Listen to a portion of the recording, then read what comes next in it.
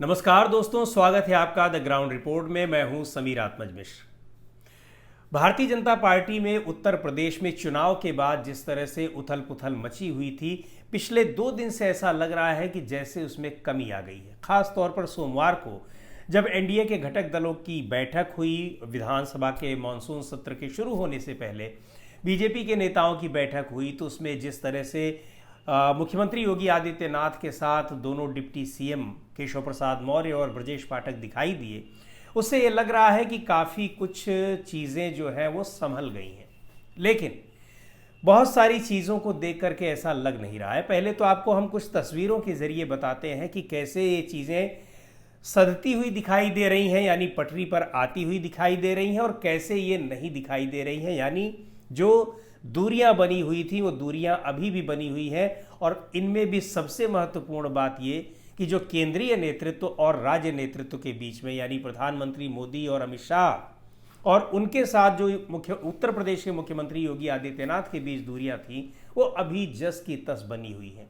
कुछ दिनों के लिए संकट पर विराम लगता जरूर दिखाई पड़ रहा है, लेकिन वो भी सिर्फ ऊपरी तौर पर।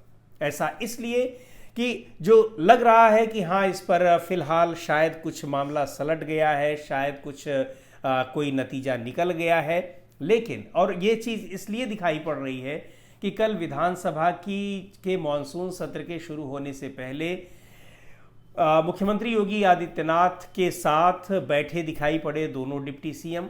और उससे पहले जब वो मीडिया से योगी आदित्यनाथ बात कर रहे थे, उसी समय जब दोनों उप मुख्यमंत्री भी वहाँ पहुँचे, तो वो दोनों उनके आसपास खड़े हो गए। और जब वो साथ में खड़े हो गए तो मुख्यमंत्री योगी आदित्यनाथ ने उन लोगों का भी नाम अपने सहयोगियों के तौर पर लिया, और बाकायदा कि हमारे दोनों डिप्टी सीएम केशव प्रसाद मौर्य जी और ब्रजेश पाठक जी, जो जिस तरह से नाम लिया जाता है, दूसरे सहयोगियों का भी उन्होंने जिक्र किया और बताया कि इन सब की मदद से हमारी सरकार चल रही है, जो कि औपचारिक रूप से ऐसा होना ही चाहिए था। वहाँ ऐसा नहीं होता कि उनका नाम ना लेते। लेकिन उसके पहले जो जिस तरह से घटनाएं घटी दिल्ली में, जब वहाँ पर मुख्यमंत्री यानी शनिवार को जब सारे नेताओं का जमावड़ा था और नीति आयोग की बैठक थी, उसके बाद मुख्यमंत्री परिषद की बैठक हुई, जिसमें भारतीय जनता पार्टी के जो मुख्यमंत्री थे, उप मुख्यमंत्री थे, उन लोगों की गृह मंत्री अमित शाह, प्रधानमंत्री नरेंद्र मोदी, गृह मंत्री अमित शाह और रक्षा मंत्री राजनाथ सिंह, इन सब की उपस्थिति में एक जब मीटिंग हुई, वहाँ का दृश्य देखने लायक था। उसके जो वीडियो देखने जो सामने आए, उसमें देखा गया कि जब गृह मंत्री अमित शाह आते हैं तो योगी आदित्यनाथ खड़े हैं, लेकिन उनसे उनका कोई दुआ सलाम नहीं होता है। न तो वो सिर्फ खड़े रहते हैं और लोग हाथ जोड़ करके नमस्ते करते हैं, आगे बढ़ जाते हैं। राजनाथ सिंह भी आते हैं तो वो भी आगे बढ़ते हैं, लेकिन उनको योगी आदित्यनाथ नमस्कार करते हैं और राजनाथ सिंह उनका अभिवादन का जवाब देते हैं। फिर थोड़ी ही देर के बाद प्रधानमंत्री नरेंद्र मोदी की एंट्री होती है और उनके साथ जेपी नड्डा आ रहे होते हैं। देखते हुए प्रधानमंत्री मोदी चले जा रहे हैं, लेकिन योगी आदित्यनाथ उनकी तरफ देख भी नहीं रहे हैं और नमस्कार करने का तो प्रश्न ही नहीं उठता। अगर ये जो दूरियां बन रही हैं, प्रश्न तो उठता है, क्योंकि वो मुख्यमंत्री हैं, पार्टी में उनसे छोटे नेता है, सवाल तो उठता है। लेकिन जो तेवर दिख रहे थे और जिस तरह से पिछले कुछ दिनों से जो चीज़ें चल रही हैं, उथल पुथल मची हुई है, उसको देखते हुए मैं ये कह रहा हूँ कि योगी आदित्यनाथ नमस्कार करते उनको ये सवाल नहीं उठता। और प्रधानमंत्री तो अपना उसी तरह से आगे बढ़ गए और बैठने में भी रक्षा मंत्री राजनाथ सिंह के बगल में योगी आदित्यनाथ बैठे रहे। तो इस तस्वीर की, इस वीडियो की काफ़ी चर्चा हुई और ये साफ दिखाई पड़ गया कि किस तरह से योगी आदित्यनाथ, प्रधानमंत्री मोदी और गृह मंत्री अमित शाह से उनकी नाराजगी साफ दिखाई पड़ रही है। और साथ ही नाराजगी इसलिए भी है, एक तो जो चुनाव में हार हुई है उसकी जिम्मेदारी की बात तो अलग, लेकिन इन दोनों केंद्रीय नेतृत्व में, इन दोनों नेताओं की शह पर, जैसा कहा जा रहा है, जो दोनों डिप्टी सीएम, खासतौर से उप मुख्यमंत्री केशव प्रसाद मौर्य लगातार विधायकों के साथ बैठक कर रहे हैं, लगातार सरकार पर हमलावर हो रहे हैं। सरकार ने किस तरह से आरक्षण की व्यवस्था की है, जो संविदा कर्मचारी हैं उसकी जानकारी वो मुख्यमंत्री कार्यालय से मांग रहे हैं, डिप्टी सीएम होकर के अपने मुख्यमंत्री के कार्यालय से वो जानकारी मांग रहे हैं, और वो पत्र उनका सार्वजनिक भी हो जाता है, लीक हो जाता है। ये सारी चीज़ें ऐसी थी जिससे ये साफ पता चल रहा है कि योगी आदित्यनाथ किस तरीके से इन लोगों से और इनकी वजह से प्रधानमंत्री मोदी और गृह मंत्री अमित शाह से खफा हैं। और ये चर्चाएं तो पहले से ही चल रही हैं कि केंद्रीय नेतृत्व मुख्यमंत्री के पद से योगी आदित्यनाथ को हटाना चाहता है। और इसके बाद कुछ और भी ऐसे चित्र आए सोमवार को, ऐसी तस्वीरें सामने आईं जिससे ये लगा कि ये दूरियां कहीं से भी कम नहीं हुई हैं और ये लगातार बढ़ती चली जा रही हैं। और तलवारें जो तनी हुई थी वो कुछ देर के लिए म्यान में चली गई हों, लेकिन वो दोबारा नहीं निकलेंगी, ऐसा नहीं दिखाई पड़ रहा है। कैसे? एक तो बहुत एक दिलचस्प तस्वीर आई जिसको काफ़ी उसको केशव प्रसाद मौर्य डिप्टी सीएम जो है उन्होंने उसको ट्वीट भी किया।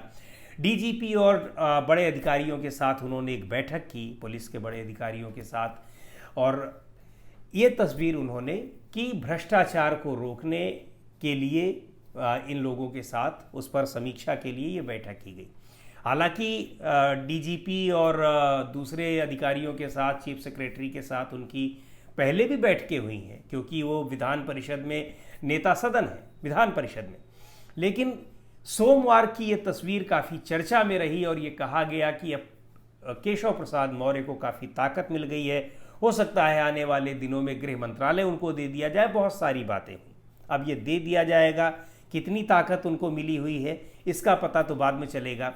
लेकिन सोमवार की ही एक तस्वीर जो विधानसभा के भीतर दिखाई पड़ी, उसको लेकर के काफ़ी चर्चाएं हैं। और तस्वीर ये थी कि पहली बार ऐसा हुआ कि सदन के भीतर दर्जनों की संख्या में विधायक भारतीय जनता पार्टी के योगी आदित्यनाथ के पैर छूते दिखाई पड़े। और पैर छूने के लिए वो लगातार एक के बाद एक ये तस्वीर दिखाई पड़ी। यानी जो विधायकों की लामबंदी बाहर हो रही थी, केशव प्रसाद मौर्य तमाम विधायकों के साथ बातचीत कर रहे थे। खबरें यहाँ तक आई कि दिल्ली में 60-70 से ज़्यादा विधायकों के साथ उन्होंने बैठक की है।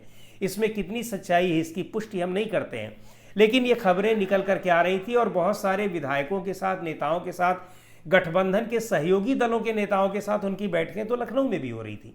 पर विधायकों के साथ इकट्ठा इतने सारे विधायकों के साथ उनकी बैठक हुई, इसकी चर्चाएं काफ़ी तेज़ रहीं। तो शायद ये उसी की प्रतिक्रिया में था कि योगी आदित्यनाथ के समर्थन में कितने विधायक सदन के भीतर हैं, इसका एक नमूना पेश किया जाए।